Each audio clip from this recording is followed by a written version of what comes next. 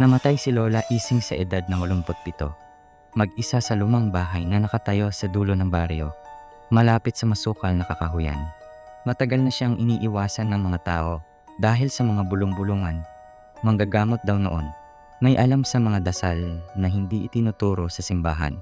Kaya nang mabalitaan kong naiwan sa akin ang bahay at ang gyumano'y kayamanan niya, halo ang lungkot at kaba ang naramdaman ko. Ako na lamang ang natitirang kamag-anak, kaya napilitan akong bumalik sa baryong matagal ko nang nilisan. Sa unang gabi ko pa lang sa bahay, ramdam ko na agad ang bigat ng hangin, na para bang may presensyang nagmamasid sa bawat galaw ko. Ang bahay ay yari sa kahoy na kupas na ang pintura, at sa bawat takbang ko sa sahig ay may kasamang mahabang ungol ng mga tabla. Sa gitna ng sala, naroon pa rin ang lumang aparador ni Lola. Iyon daw ang taguan ng kanyang kayamanan. Paulit-ulit akong binalaan ng mga kapitbahay na huwag ko raw itong gagalawin. Ngunit nanaig ang aking pagod at kuryosidad.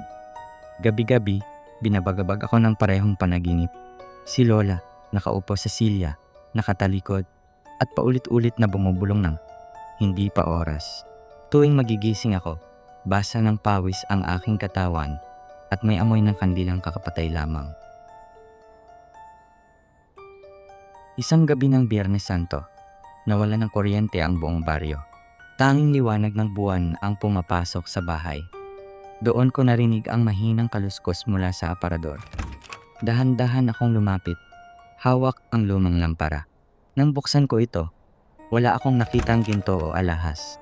Sa halip, may isang kahong-kahoy na may mga ukit na hindi ko maunawaan at isang itim na rosaryo na tila matagal nang nababad sa dilim.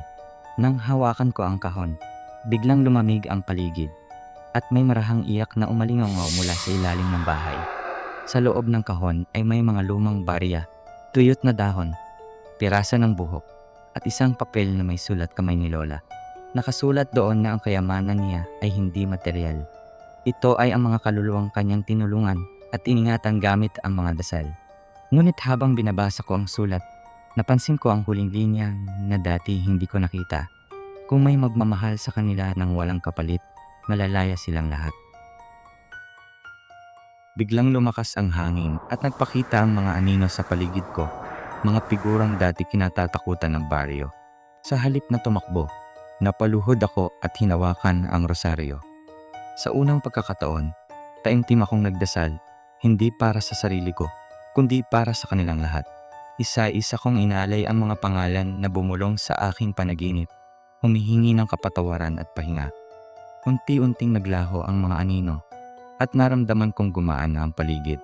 Sa huling sandali, nakita ko si Lola sa harap ko, nakangiti, payapa, at wala na ang bigat sa kanyang mga mata. Tumango siya bago tuluyang maglaho, kasabay ng pagguho ng kahon sa aking mga kamay na naging abo. Pagsikat ng araw, tahimik ang baryo. Wala na ang bigat sa hangin at ang bahay ay tila isang ordinaryong tahanan na lamang. Ipinamigay ko ang lupa at pinasunog ang aparador at nagpatayo ng maliit na kapilya sa kinatatayuan ng bahay. Simula noon, wala nang nakitang anino sa baryo at ang mga gabi ay muling naging payapa. Ngayon, dala ko pa rin ang alaala ni Lola, hindi bilang takot, kundi bilang paalala na ang tunay na kayamanan ay hindi sumpa o kapangyarihan, kundi ang tapang na magpalaya at magmahal. At sa wakas, alam kong pahinga na rin ang natamo ni Lola Ising.